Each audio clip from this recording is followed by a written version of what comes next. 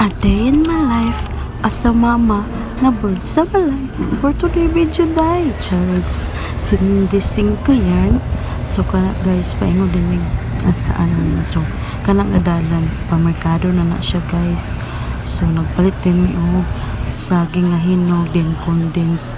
So nagpagasolina pa mi na guys before mi manguli. So pauli na mi na guys. Kana nga dalan masaan so nga bridge. So atangin ninyo guys, pauli kami.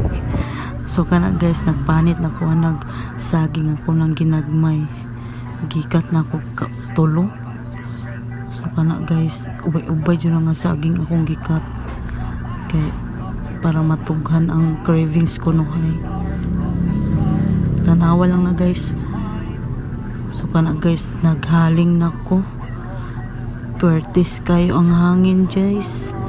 Grabe ka kusog, naglisod ko haling anas kalayo. May gani kanay abag-abag nga silopin. So nakahaling na jud ko ana. Then ako din gi kuanan sa mga kuan sa plywood para musiga abag-abag. So kana guys, nahaling na jud siya. Ako din gi kuan ang kalha dayon para mainit. So ako din gi butang din ang mga saging kung gilunuran akong tubig gamay para maluto. So kana guys, bukal-bukal na gamay ng tubig sa saging. Ako din gilunod ang condense guys.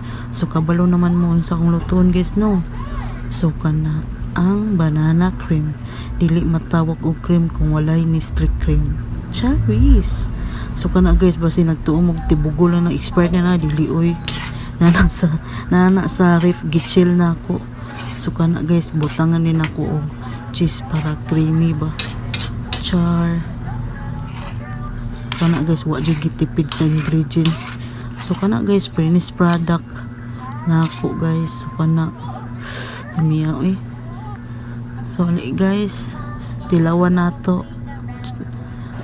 Ame